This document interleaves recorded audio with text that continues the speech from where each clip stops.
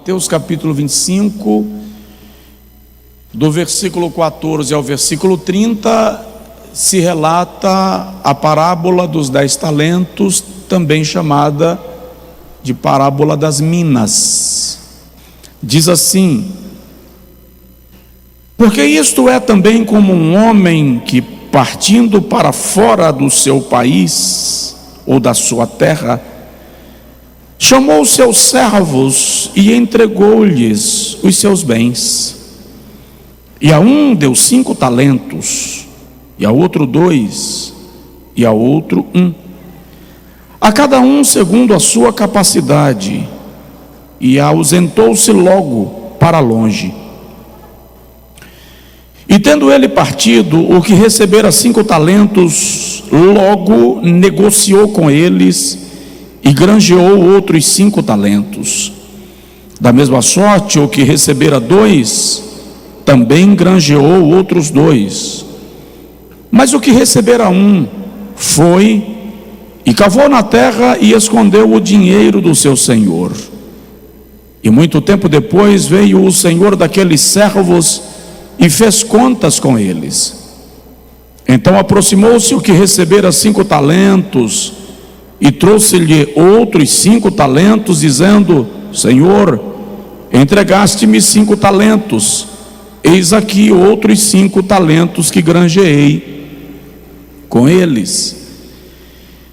E o seu senhor lhe disse: bem está, servo bom e fiel. Sobre o pouco foste fiel, sobre muito te colocarei. Entra no gozo do teu senhor. E chegando também o que tinha recebido 2 talentos, disse: Senhor, me entregaste 2 talentos, eis que com eles granjeei outros 2 talentos. Disse-lhe o seu senhor: bem está, servo bom e fiel. Sobre o pouco foste fiel, sobre o muito te colocarei. Entra no gozo do teu senhor.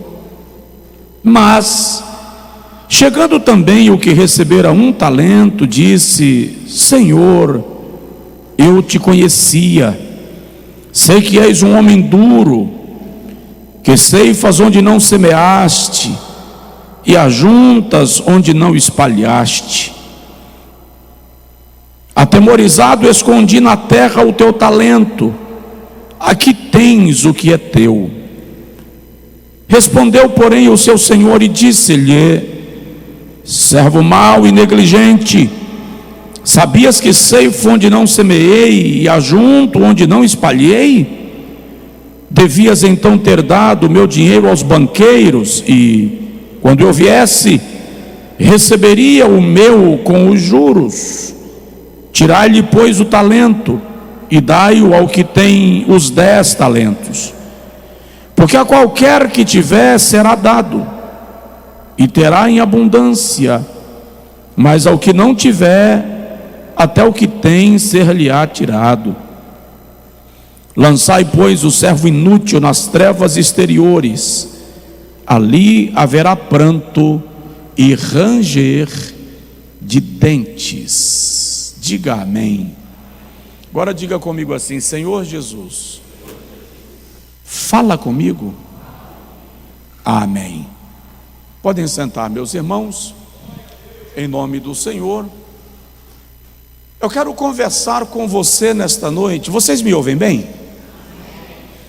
Eu quero conversar com você nesta noite sobre para quem surgem as grandes oportunidades. Para quem surgem as grandes oportunidades. E não esquece, dar glória a Deus aqui é de graça, tá? Então, adora ao Senhor, porque Ele merece.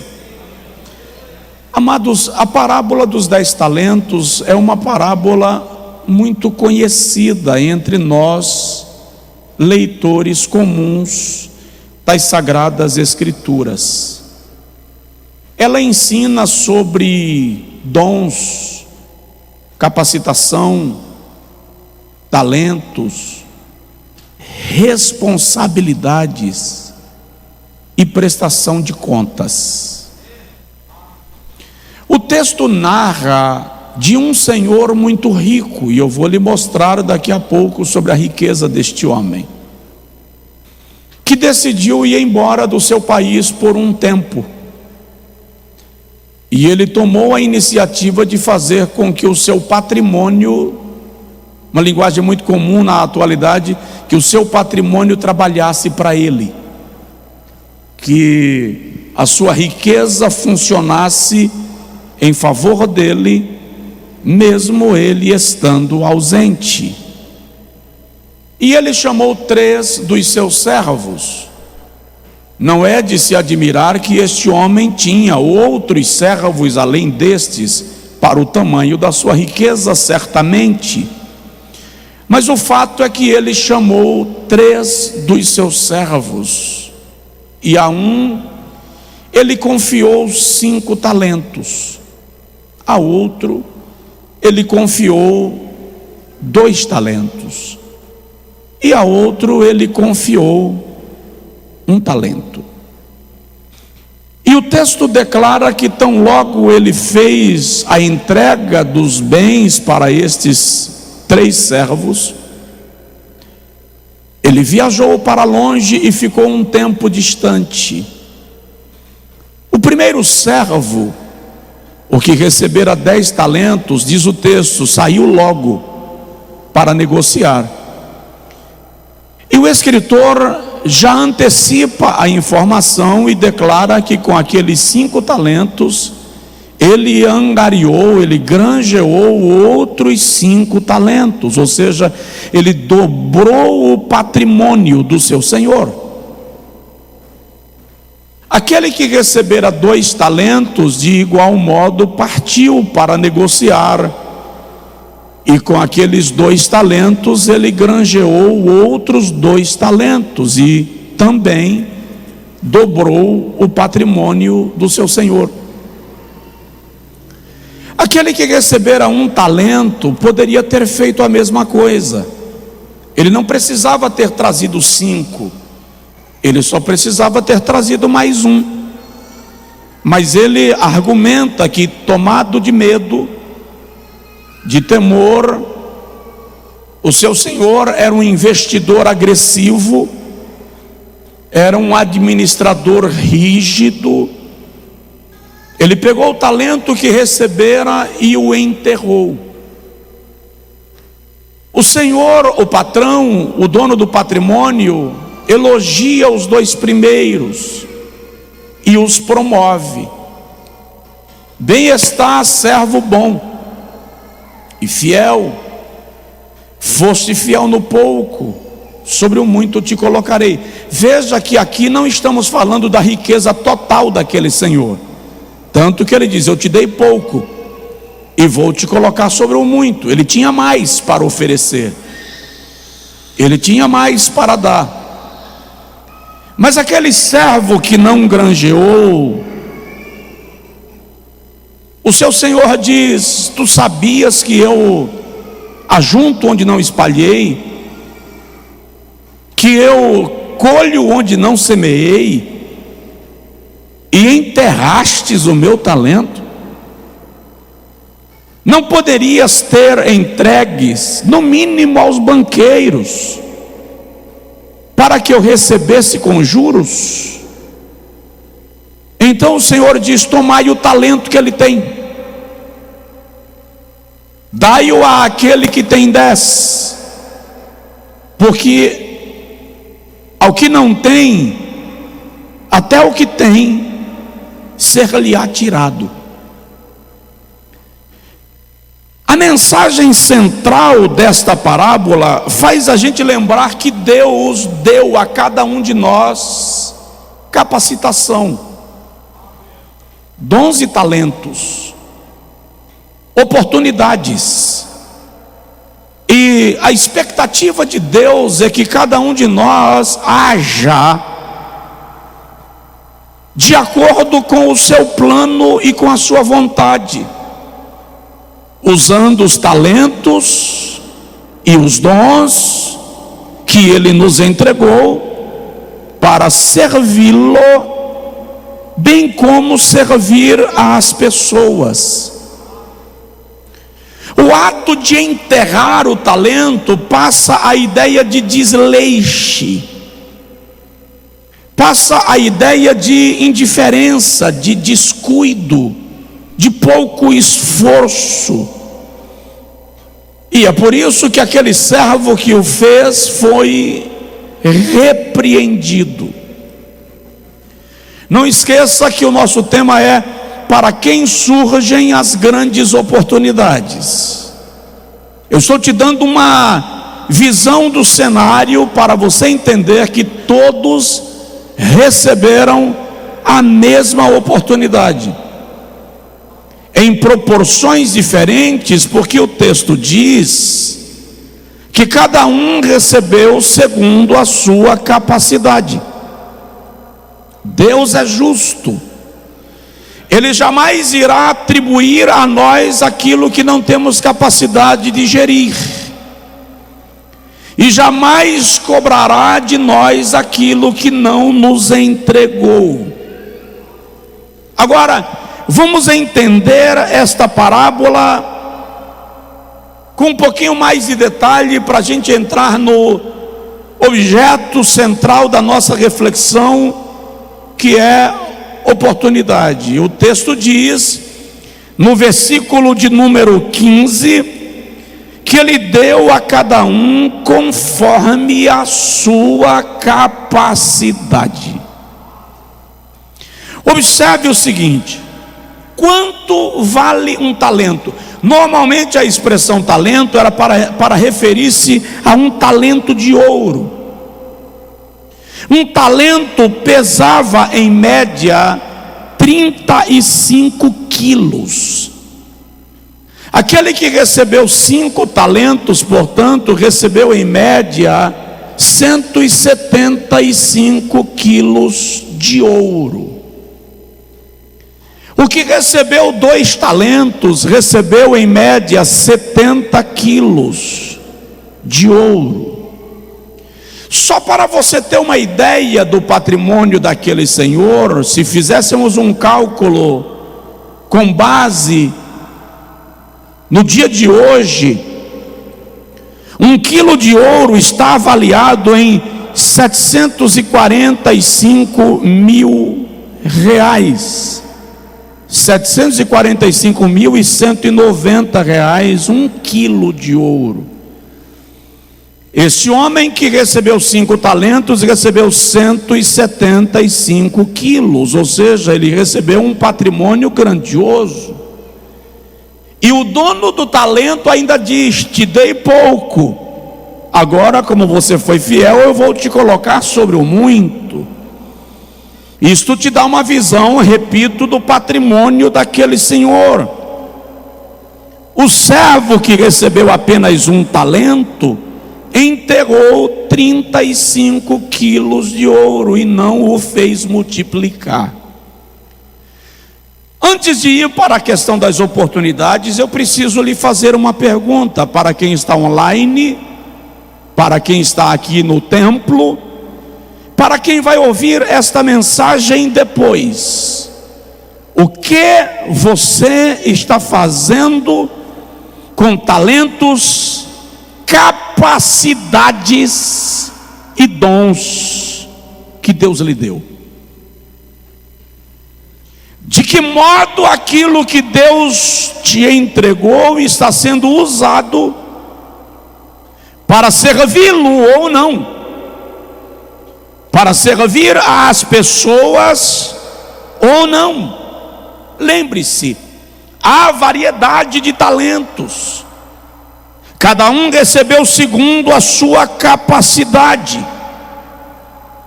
Nós só não podemos esquecer que oportunidade impõe responsabilidade.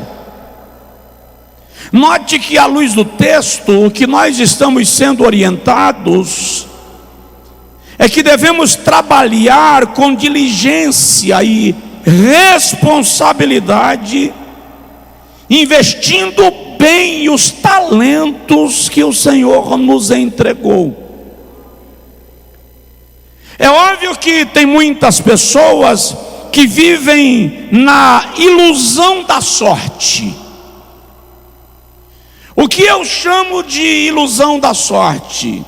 Fulano teve sorte, se deu bem. Na verdade, a vida não é feita de sorte.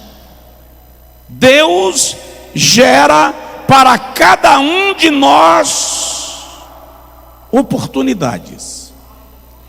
E eu e você precisamos entender que o tamanho do sucesso não é o mais importante para Deus. Mais importante do que o sucesso no uso do talento é a maneira como cuidamos e desenvolvemos o talento que recebemos. Há muita gente fazendo sucesso, mas não está aplicando o talento que o Senhor lhe entregou. E há aqueles que, em vez de cuidarem do talento e fazê-los multiplicar, olham para o outro com inveja e dizem assim: ah, se eu tivesse a sorte que ele teve.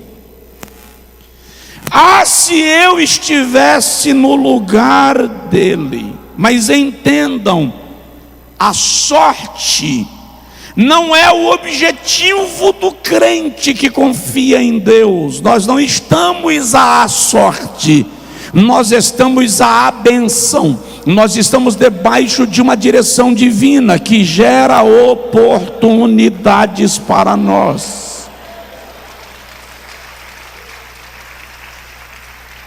É muito comum se falar em oportunidades no nosso tempo.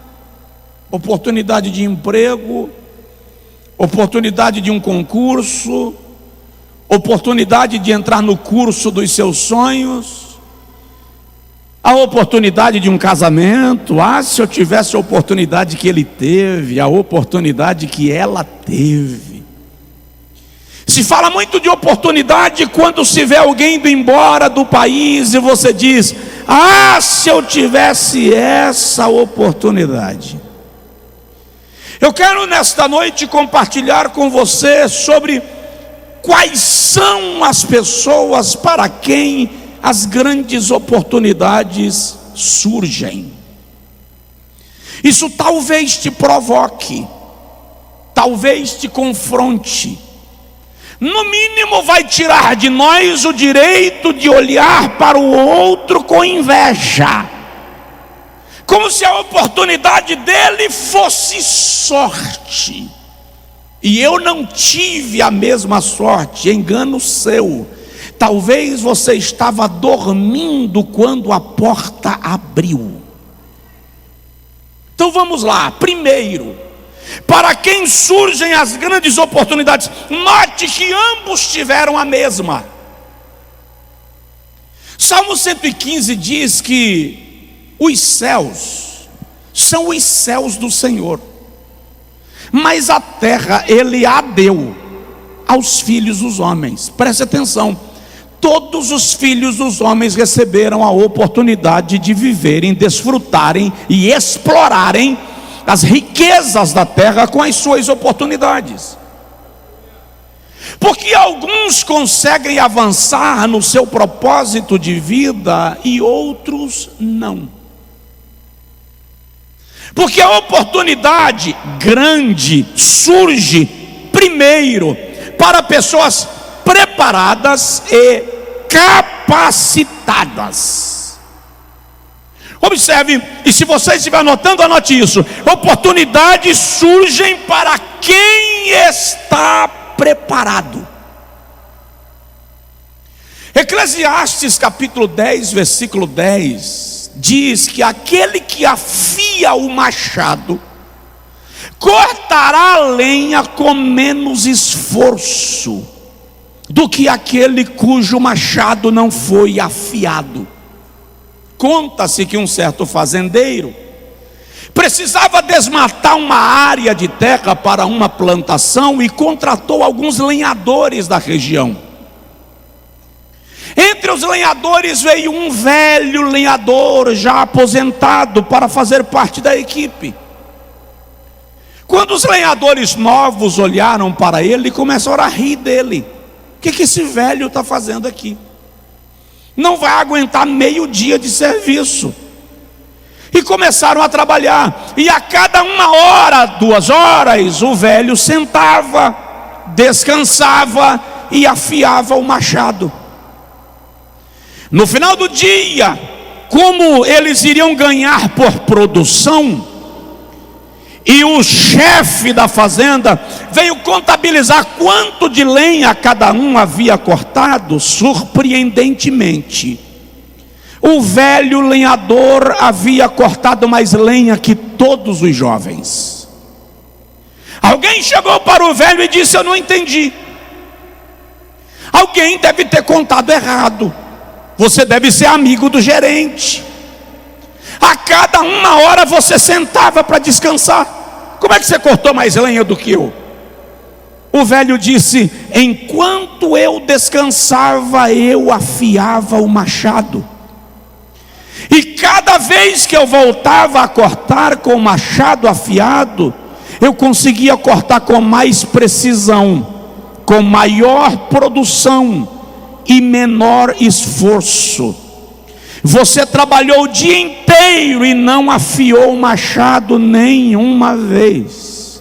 Então presta atenção: quem não afia o machado pode até ter mais força, mas corta menos lenha.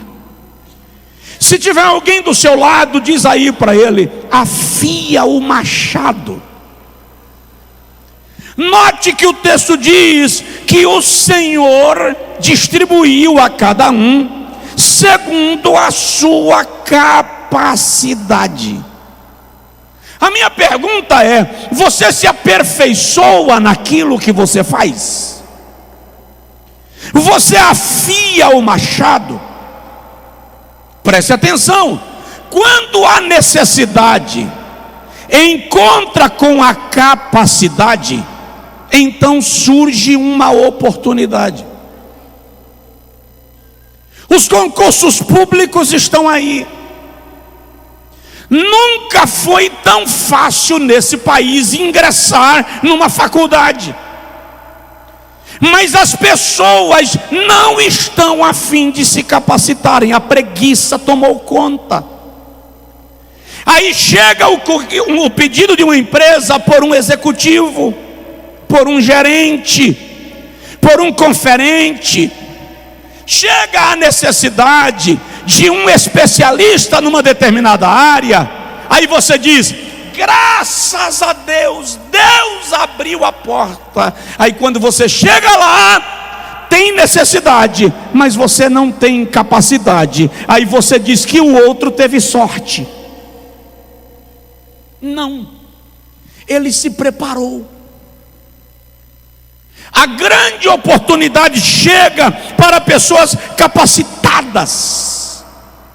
Aqueles que investem no seu desenvolvimento pessoal e profissional são mais aptos a aproveitarem as oportunidades quando elas surgem. José, no Egito, não se tornou chefe na casa de Potifar por acaso. Ele gerenciava bem o rebanho do seu pai. Quando chegou na casa de Potifar, estava capacitado para gerenciar os negócios de Potifar.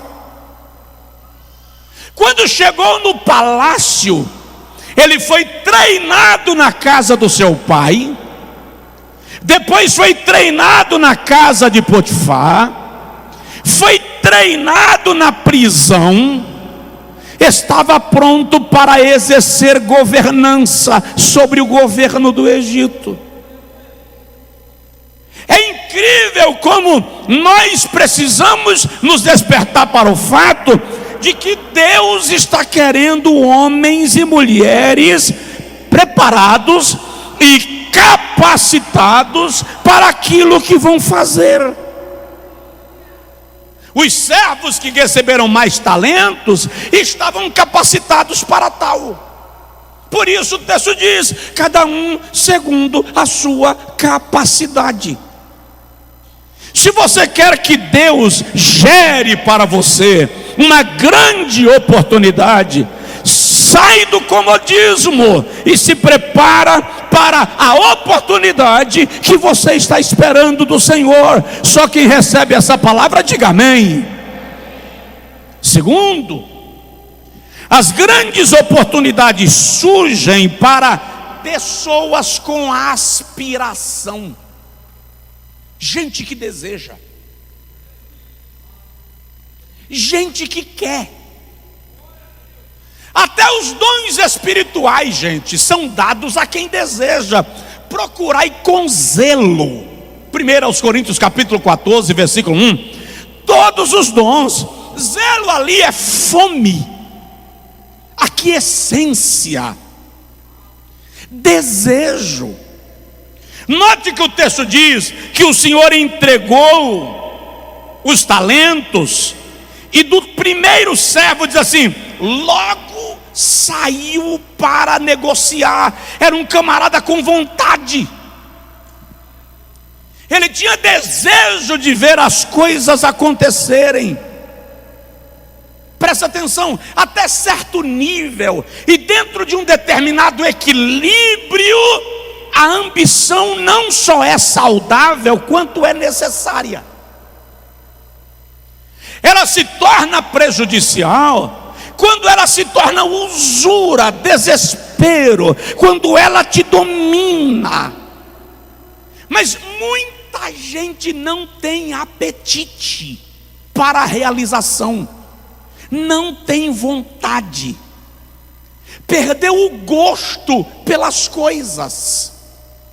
Lá no livro de Josué, capítulo de número 1, versículo de número 8, quando o Senhor estabelece Josué para ser sucessor de Moisés, o Senhor diz para ele assim: não te aparte da tua boca o livro desta lei, antes medita nele dia e noite, para que tenhas o cuidado, zelo, atenção de fazer conforme tudo quanto nele está escrito. Irmãos, a Igreja Católica, por exemplo, tem mencionado que já não há jovens aspirantes ao sacerdócio. Você chega no ambiente cristão protestante e as pessoas não querem mais servir, não há vontade, não há prazer. E muitos que vão servir ficam fazendo charme, criando questões para servir, porque perderam a vontade de fazer, perderam o desejo. O camarada recebeu o talento e logo saiu para granjear. No início do meu ministério, eu me lembro, eu ficava desejando que o pregador oficial do congresso não chegasse, para que eu fosse chamado para pregar. Eu pedia para meu pai me mandar dirigir culto nas congregações, lá na roça, lá no umbuzeiro, lá no algodão, lá na agrovila. Eu me lembro que uma certa feita eu estava num congresso em Macururé, e o pregador atrasou, e eu comecei a fazer oração contrária.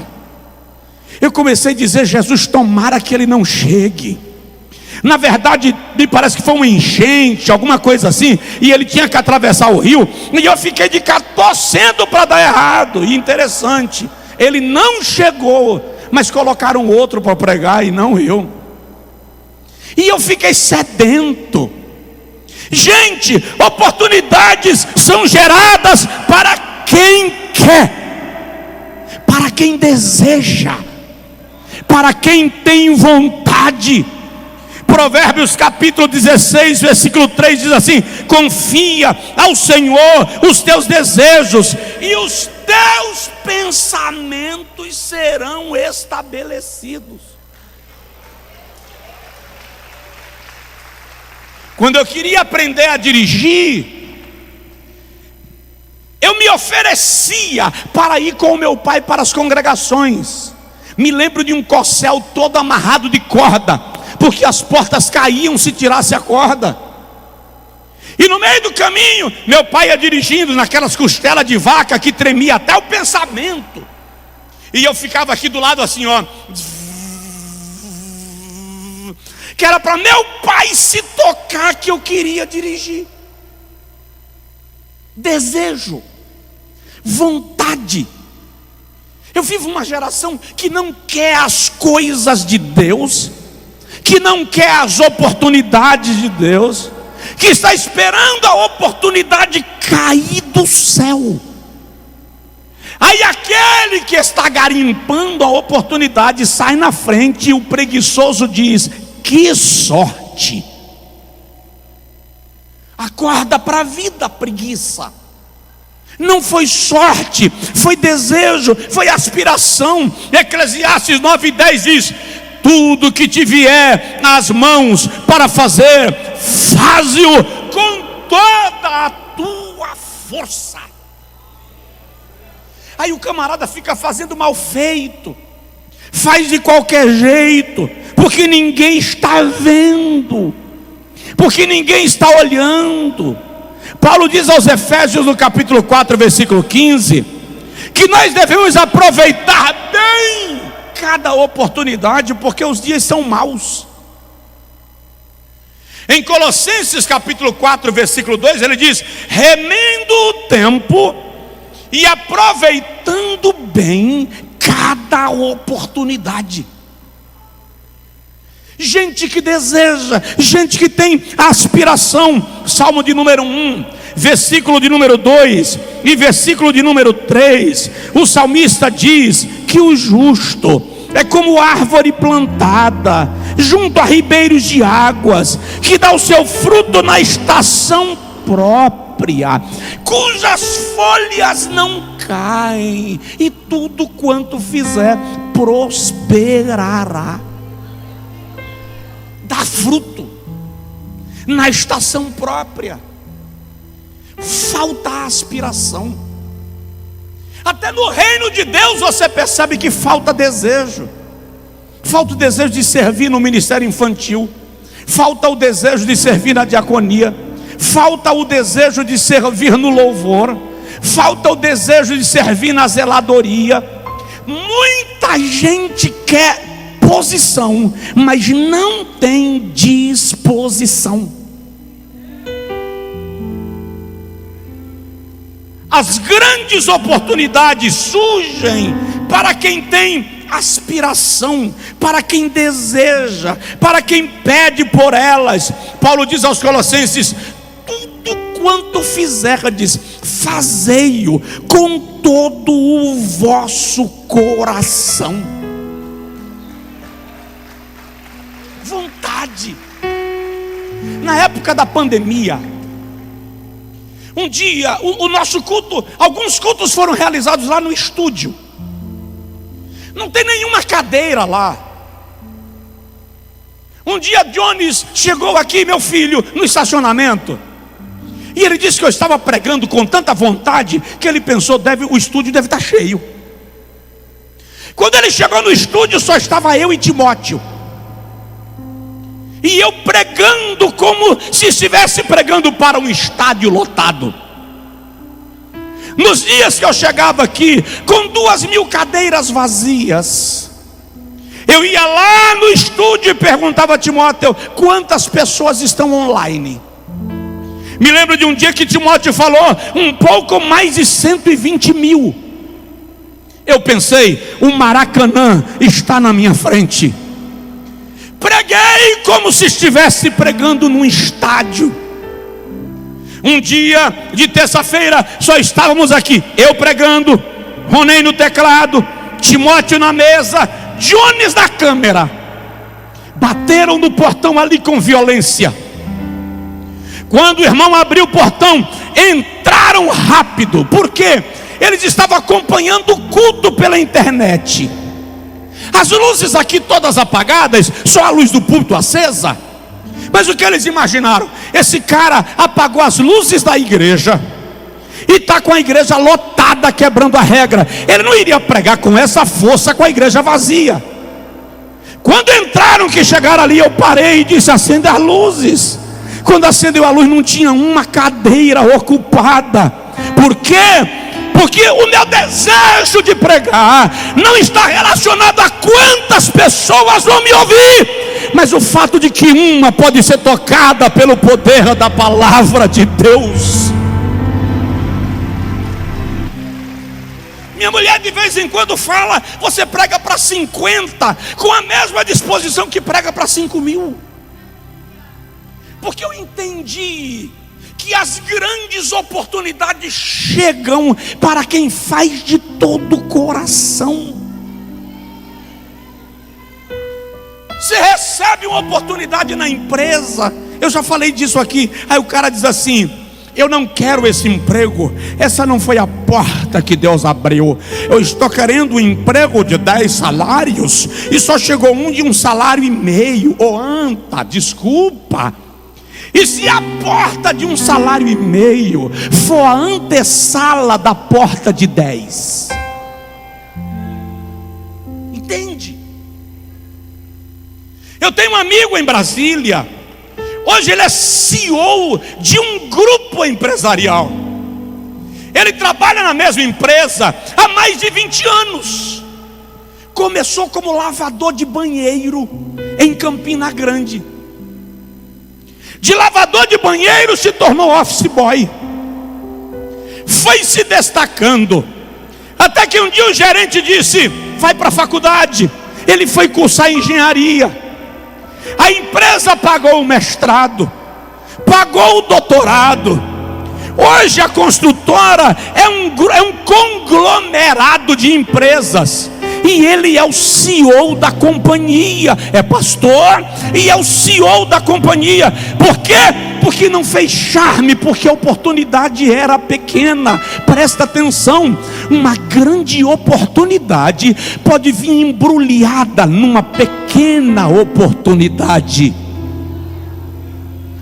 Missionária Ofélia sempre me dizia: meu filho, há vitórias que vêm com cara de derrota. Há vitórias que vêm com cara de derrota.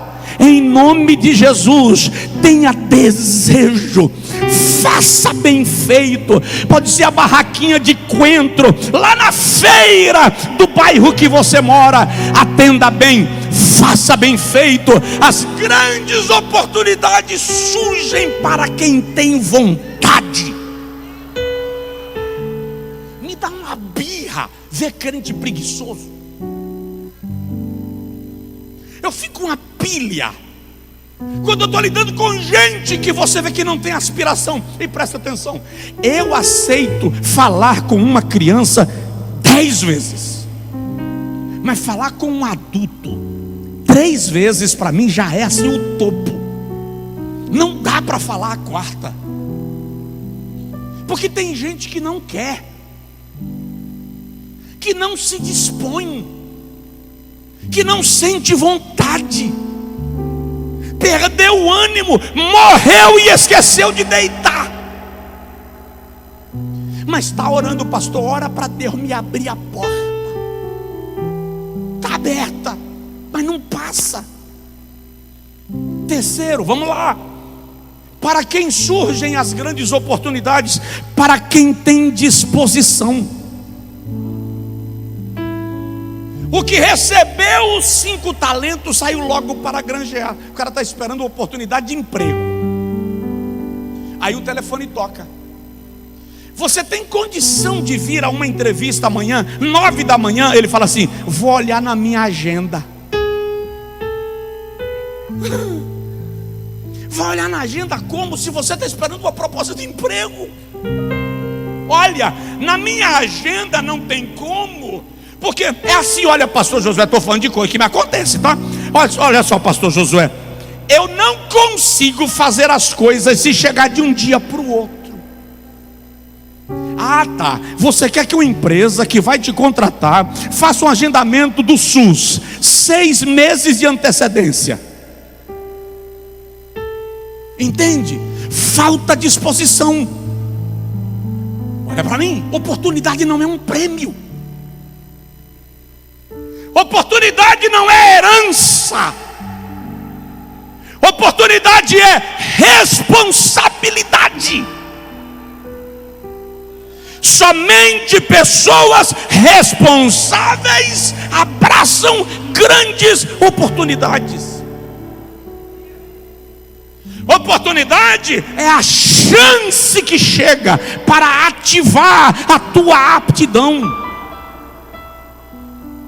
A mulher do fluxo de sangue teria morrido anêmica se ela não tivesse saído do lugar que ela estava para ir ao encontro de Jesus. Olha para mim, porque Jesus não foi ao encontro dela. Estou esperando Jesus vir ao meu encontro. Cuidado, ele pode passar na rua de trás e você não viu. O cego Bartimeu não esperou Jesus percebê-lo. Ele começou a gritar. Ele começou a chamar. Ele teve disposição para receber o milagre que ele queria. Não basta desejar uma oportunidade, é preciso agir de acordo com a sua expectativa. Oportunidade é para pessoas com disposição. Gente que abriu mão do direito da preguiça. Gente que abriu mão do direito de parar no tempo e não fazer nada. Me lembro agora de um funcionário que chegou para o patrão e disse para o patrão: eu quero uma promoção, eu quero um aumento, senão não tem condição. Eu estou aqui no mesmo setor que fulano, e fulano recebe quase o dobro do que eu recebo. Não é justo. Aí o patrão disse: faz um favor para mim, eu vou fazer um almoço com todos os funcionários sexta-feira, e eu quero decidir se eu sirvo suco de laranja ou suco de limão. Vai lá na quitanda do seu fulano e faz um orçamento. Aquele funcionário saiu, chegou lá na quitanda, perguntou pelo suco de laranja ou de limão e voltou e disse: patrão, seu fulano não tem laranja, então não deu para fazer o orçamento.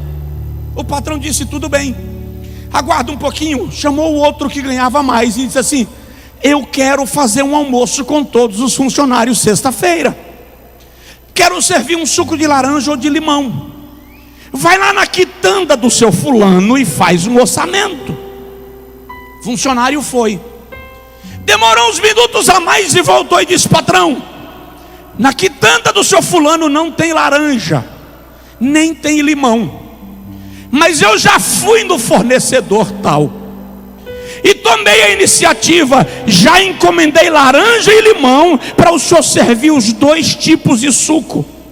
Já mandei preparar, engarrafar e trazer lacrado. Aqui está o orçamento.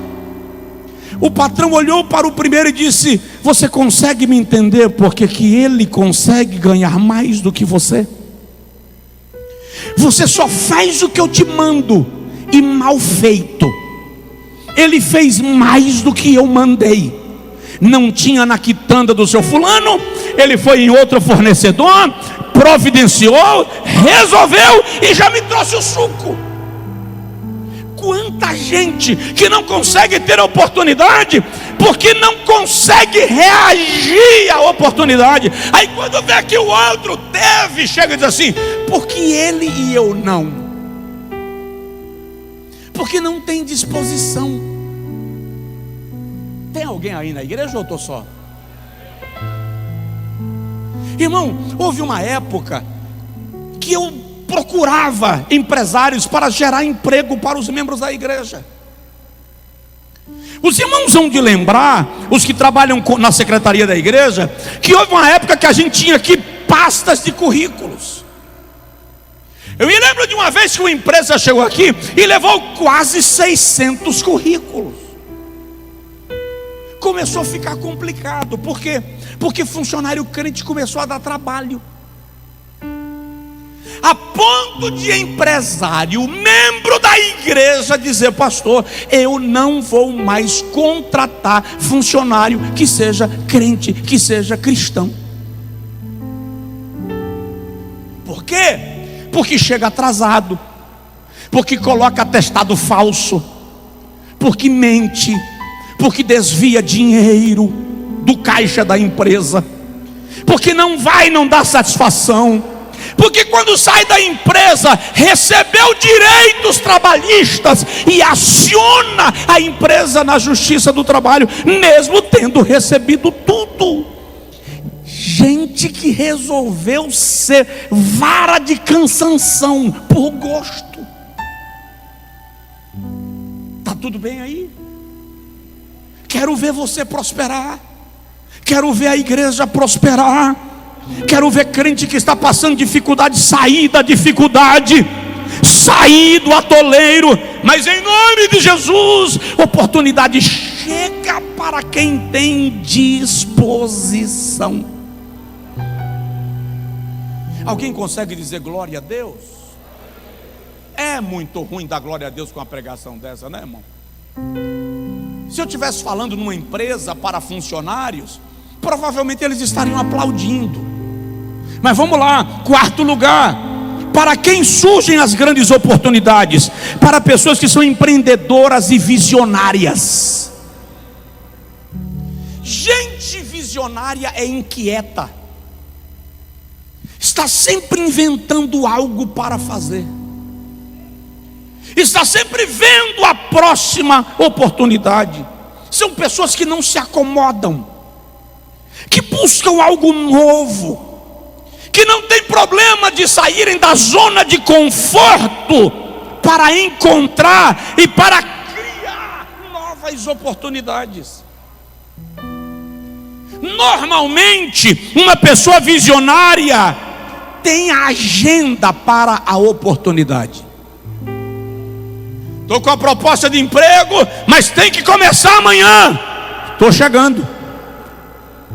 O preguiçoso diz assim: não, eu estou ocupado, amanhã eu não posso. Pessoas visionárias, olha o que Jó diz lá no livro de Jó, capítulo 22, versículo 28. Em propondo tu algum negócio, seja firme, e a luz brilhará em teu caminho. Insiste no propósito. Eu conheço gente que já fez 4 faculdades e não terminou nenhuma. Gente que já abriu 10 empresas e faliu 11. Porque não persiste. Lá no Evangelho segundo Lucas, capítulo 14, versículo 15, até o versículo de número 24, nós encontramos o texto, quando a Bíblia nos ensina sobre a necessidade na parábola das bodas, sim, Jesus narra de um homem que fez uma festa de casamento e mandou chamar os seus amigos. Aí um disse: não posso ir porque me casei. O outro disse: não posso ir porque tenho que olhar uma boiada que eu comprei. O outro disse: não posso ir porque tenho que fazer uma viagem. Ou seja, gente sem disposição de enxergar a oportunidade.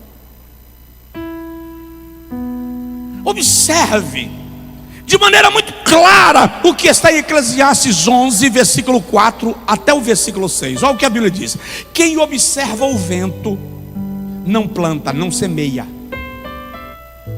Quem olha a tempestade não colhe.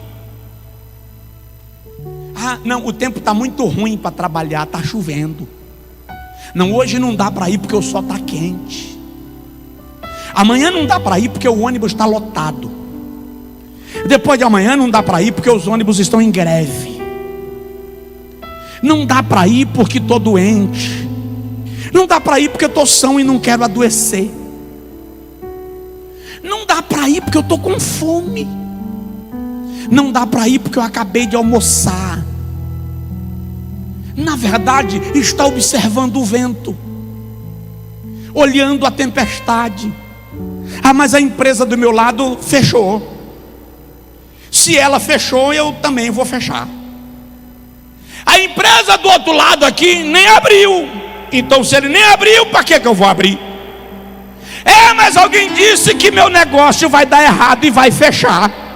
Alguém já profetizou que vai dar errado. Irmão, em nome de Jesus, olha o que a Bíblia diz: pela manhã semeia a tua semente, e à tarde não retires a tua mão, porque não sabes qual prosperará, se esta ou se aquela. Você tem que parar de olhar para a dificuldade e se mover. Parar de olhar para o impedimento e se mover. Parar de olhar para o que estão dizendo ao teu respeito e se mover. Mas estão falando mal de mim. Ei, de mim também. Eu já disse a vocês que eu vi um dia 2 irmãos no aeroporto de Brasília. Não havia rede social ainda, e os 2 estavam acabando comigo. E o interessante é que eles estavam sentados em umas cadeiras viradas para lá, e eu assentado na cadeira do outro lado, de costa para eles, e eles me estraçalhando. Aí eu levantei e fui lá. Olá, tudo bem? Paz, irmão. Eu vi vocês falando mal aí de um pastor. Vocês conhecem o pastor Josué? O outro falou: conheço, sou amigo dele. Eu falei: sério? Prazer te conhecer. Porque eu não te conheço, Josué Brandão sou eu. Você vai parar de semear porque alguém disse que você não presta e que a tua semente é podre? Um dia alguém disse que eu não servia mais para o ministério. Eu me acabei, eu entrei em depressão, eu quase morri espiritualmente. E numa determinada madrugada, assentado no canto da minha biblioteca, no chão, aos prantos, o Senhor falou comigo: Josué, quem te chamou? Eu disse: foi o Senhor. E o Senhor me disse: e eu te disse que você não serve mais? Eu disse: não, o Senhor não disse, quem falou foi fulano. O Senhor disse assim: você não serve mais quando eu te disser que você não serve mais. Agora levanta e faz a minha obra, porque eu vou derramar sobre você mais do que já havia derramado. Estou esperando, estou aguardando e não parei, estou buscando. Abre a visão, enxerga as oportunidades, veja que Deus está abrindo portas para você. E quando você não enxerga portas com os olhos físicos, enxergue com os olhos espirituais. Veja, provoque seu milagre.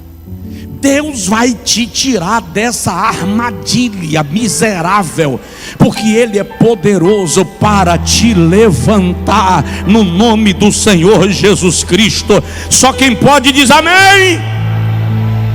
Não vai dar para eu terminar, não hoje. Na próxima terça eu vou continuar falando disso aqui, nem que eu precise pensar em outro tema. Mas as grandes oportunidades não surgem para gente de braço cruzado, que não quer fazer nada. Salomão diz assim: um pouco para dormir, um pouco para tosquenejar, e um pouco para encruzar os braços em repouso. Assim sobrevirá a tua miséria, a tua pobreza e a tua miséria repentinamente. O cara dorme 8 horas por dia, cochila mais 8, e fica na frente da televisão comendo pipoca e maratonando série as outras 8 horas que restam. E quer que eu ore para Deus abrir a porta. Eu vou orar para Deus abrir a porta para mim, irmão. Outro dia um camarada veio reclamar tanto no meu juízo, que eu falei com ele: irmão, deixa eu te fazer um convite. Veja se você pode ir comigo hoje à noite, lá para casa. Eu quero que você vá na minha casa, dormir na minha casa, você vai deitar na hora que eu deito, você vai acordar na hora que eu acordo, e você vai me acompanhar o dia inteiro fazendo o que eu faço, até a hora que eu deitar de novo. Quando terminar, vem reclamar.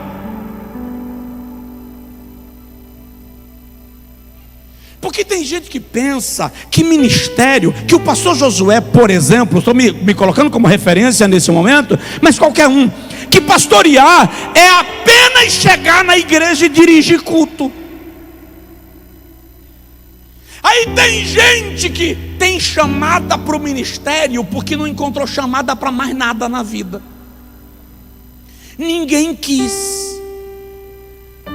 Ei, ministério não é quando você não tem mais nenhuma opção e só resta o ministério.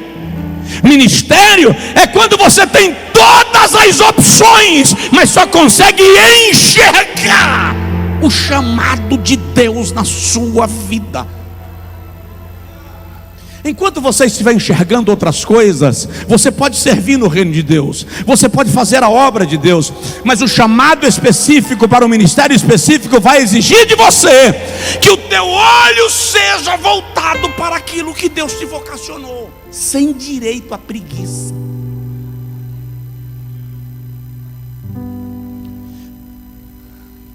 Vamos lá. Vou falar a última coisa hoje, e na próxima terça a gente continua falando disso aqui. As grandes oportunidades surgem para aqueles que reagem no momento de crise. Todo mundo terá crise na vida, conjugal, de saúde, financeira, espiritual, existencial. Todo mundo vai viver uma crise na sua trajetória. Moisés teve crise, Abraão teve crise, Jacó teve crise, Isaac teve crise, Davi teve crise, Jeremias teve uma crise tão violenta. Jeremias teve uma crise existencial tão violenta que ele disse assim: o Senhor me enganou.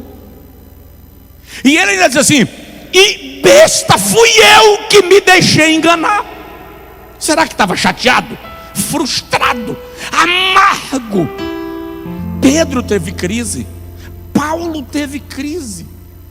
Jesus um dia parou e disse: Pai, se possível, passa de mim esse cálice, sem que eu beba. Entende isto? A crise serve para te treinar. Crise não é a oportunidade de morrer.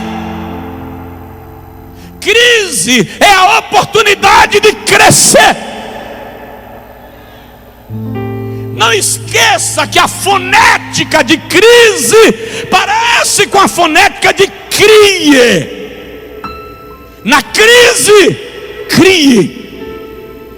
Use a crise para criar. Na crise Deus vai te dar uma nova visão.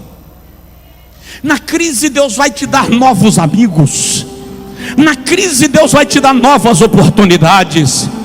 Na crise Deus vai te dar uma nova estrutura. Na crise Deus vai abrir sobre a tua vida a porta que não estava aberta ainda.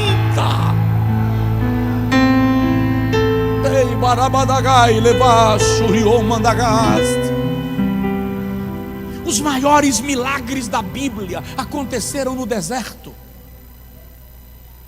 No deserto Deus tirou água da rocha. No deserto água amarga se tornou potável.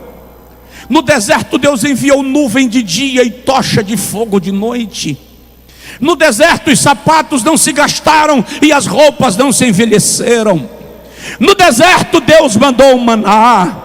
No deserto Davi venceu Golias. No deserto Jesus multiplicou pães e peixes. A Bíblia diz que João Batista se fortalecia nos desertos da terra. Recebe, esse deserto não é para te matar. Esse deserto é para te fazer mais forte no plano de Deus.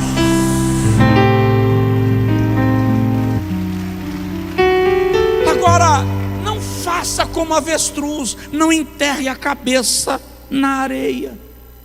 Haja com sabedoria. No deserto muitas vezes é necessário ficar quieto. Quieto não significa omisso. Quieto não significa inerte. Quieto é atento para a oportunidade que está se gerando. É obter de Deus sabedoria para saber como agir quando a oportunidade surgir. Oportunidades surgem para quem reage na crise. Olha o filho pródigo: levantar-me-ei, e irei ter com meu pai, e lhe direi: pequei contra o céu perante ti, não sou digno de ser teu filho, me recebe como jornaleiro. Isso é uma oportunidade. Quando ele chega lá, o pai diz assim: trazei o anel, trazei sandália, trazei a roupa. Ele foi em busca de uma oportunidade. O pai deu uma grande: você quer ser jornaleiro? Eu te recebo como filho. Mas se ele tivesse permanecido onde estava, nada teria mudado. Se ele tivesse se entregado na pocilga, nada teria mudado. Deus quer gerar para a sua vida uma grande oportunidade. Se levante do lugar que está. Se levante da posição que está. A gente continua posteriormente, mas eu quero declarar nesta noite. Hoje é terça-feira, e eu quero declarar nesta noite, em nome de Jesus, que terça que vem eu vou ler testemunhos de gente que recebeu grandes oportunidades. Pastor, algo que não estava no meu planejamento, algo que eu não esperava mais, algo que eu não cria mais, Deus gerou uma grande oportunidade. Só quem crê, ergue assim a mão ao céu e diz: eu recebo pela fé a grande oportunidade que o Senhor preparou para a minha vida. Agora estenda a sua mão para o irmão do seu lado e faz a oração de Eliseu, a oração que Eliseu fez por Geazi, e diga assim: Senhor, abre os olhos do meu irmão para que ele veja quando a oportunidade chegar. Abre os olhos do meu irmão para que ele veja quando a oportunidade chegar. Só quem pode fica de pé, em nome de Jesus. Semana que vem a gente continua. Grandes oportunidades surgem para quem reage. Não morra, não fique paralisado. Deixa eu te contar uma coisa para a gente orar.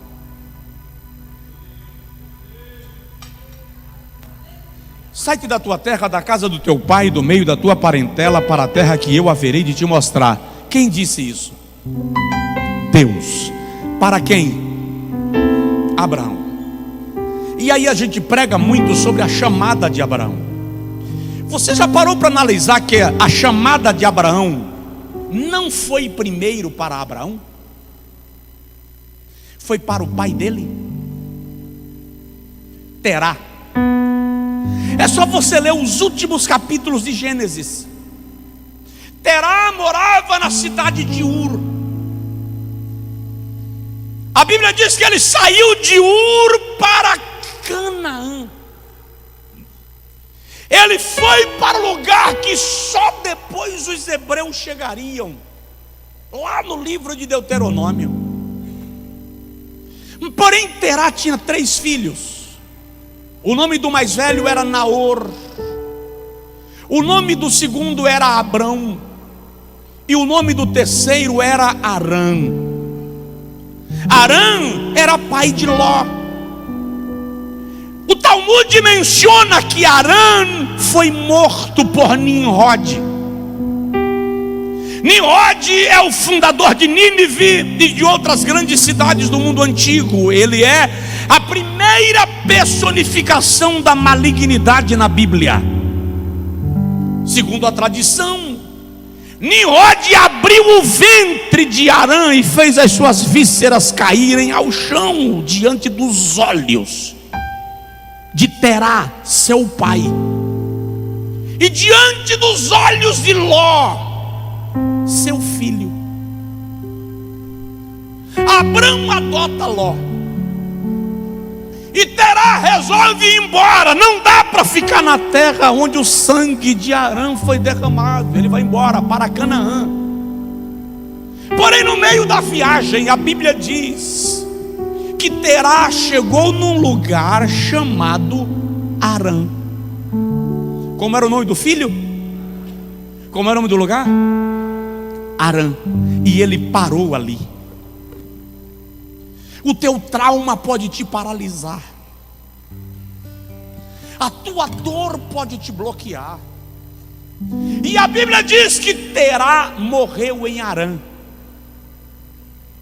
É por isso que Deus chama Abrão e diz assim: Abrão, sai da tua terra, da casa do teu pai. O pai já morreu, mas é a casa do teu pai, o lugar onde teu pai foi petrificado, onde teu pai foi paralisado, onde teu pai foi bloqueado. Sai daqui e continua a viagem. Vai para a terra que eu haverei de te mostrar, e eu te abençoarei, e engrandecerei o teu nome, e abençoarei os que te abençoarem, e amaldiçoarei os que te amaldiçoarem, e em ti serão benditas todas as famílias da terra.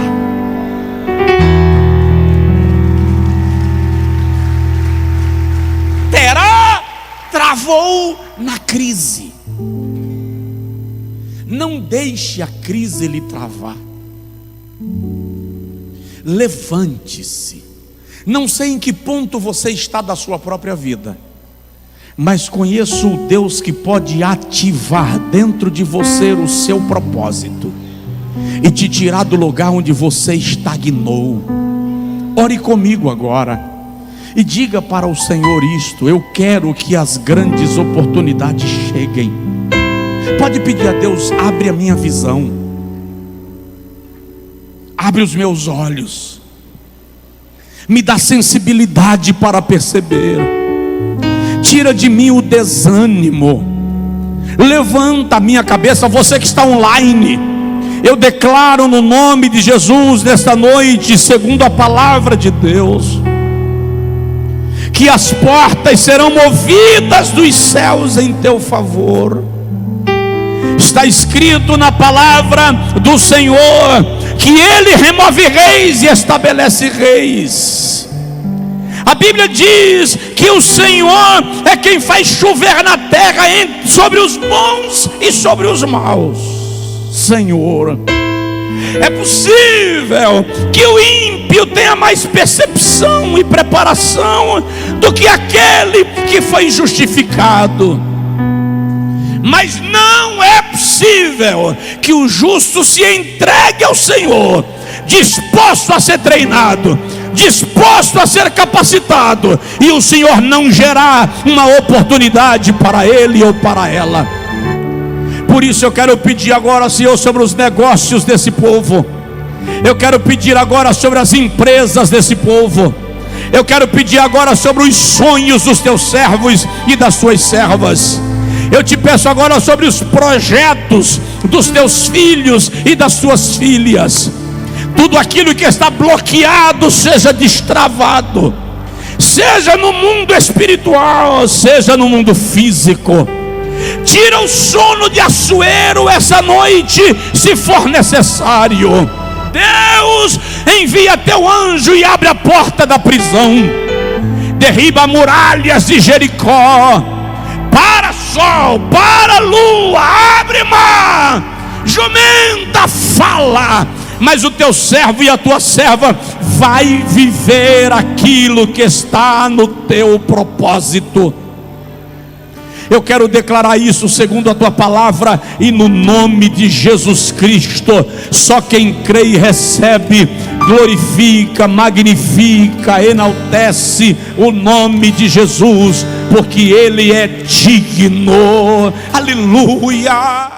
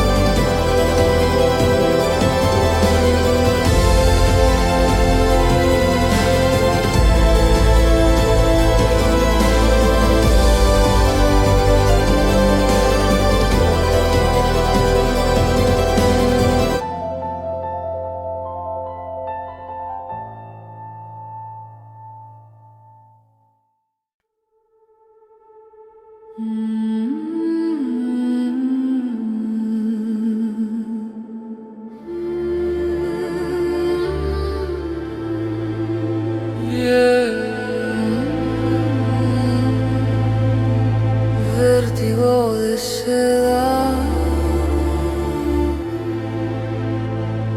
mi calma se queda.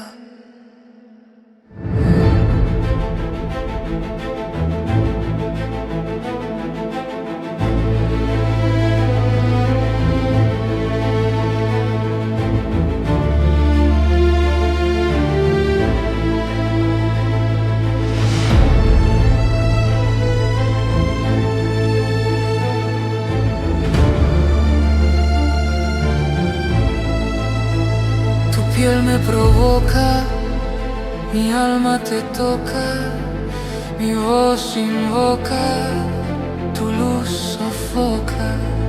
La noche suspira, mi mente conspira, tu sombra delira, mi calma se vira.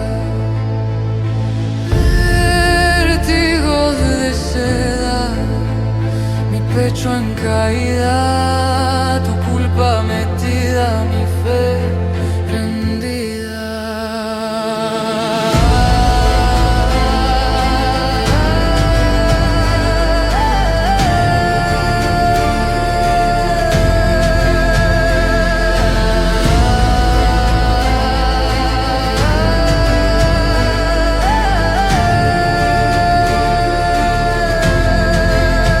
Cada paso te nombra, mi alma en la sombra, tu beso me asombra, mi calma se alfombra, el aire me atrapa, mi pecho se escapa, tu nombre me tapa, mi voz se desmapa. Vértigo de seda, mi trama encendida, tu luz prendida, mi piel vencida.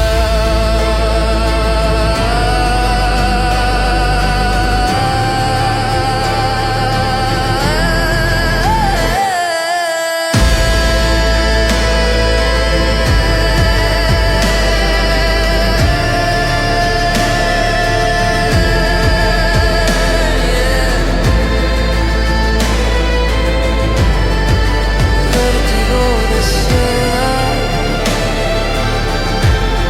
mi alma completa.